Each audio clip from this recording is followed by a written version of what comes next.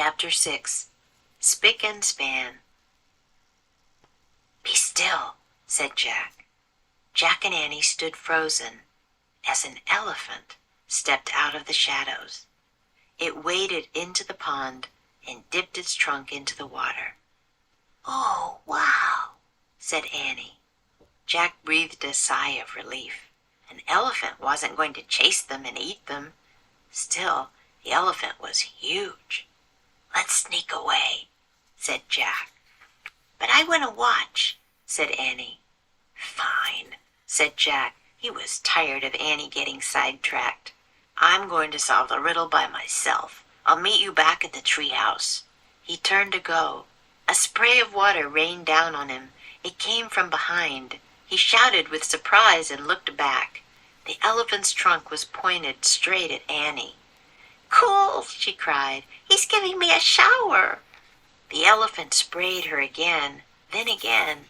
The mud slowly rolled off her face, her braids, her t-shirt, her shorts, her legs, and her sneakers. "I guess the elephant doesn't like dirty kids," said Annie, laughing. Her eyes were squeezed shut. Finally, she was clean and soaking wet. "Now it's your turn," she said to Jack. Jack stepped forward and shut his eyes tight. A blast of water hit him. It did feel like a shower, a strong shower. When Jack was clean, the elephant let out a grunt. Then he started to splash himself with water. "Thanks," said Annie. "Yeah, thanks," said Jack. "I'm spick and span now," said Annie. "When the sun dries me off, I'll be like new." "Good," said Jack. "Now we can get serious." He picked up his heavy pack. "We have to figure out the answer to the riddle so we can leave this place before we run into real trouble." He looked around nervously. Where are the lions? He wondered. A small bird flitted near his head. "Hi," Annie said to the bird. Jack turned back to her. "According to the riddle, we're looking for something gold and sweet." "What do you want?"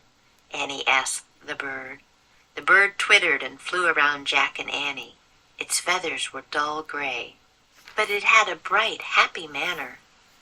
"Annie, listen to me, not the bird," said Jack. The bird kept fluttering around them. "She's trying to tell us something," said Annie. Jack let out a long sigh. "You are driving me crazy today," he said. "But I feel like she needs our help," said Annie. "Maybe her babies fell out of the nest." "Annie, you can't save every animal in Africa," said Jack. "This bird is important," said Annie. "Trust me." The bird darted toward the trees. It landed on a branch and cocked its head at them. "She says, 'Follow,'" said Annie. The bird headed into the forest. Annie started after it.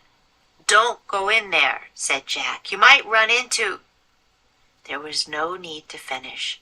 The bird and Annie had disappeared into the trees. "A snake or a lion," Jack said to himself. "Come on," Annie called. Jack moaned. He pulled on his pack and ran.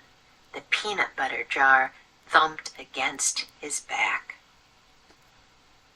Magic Treehouse Book 11 Lions at Lunchtime Chapter 6.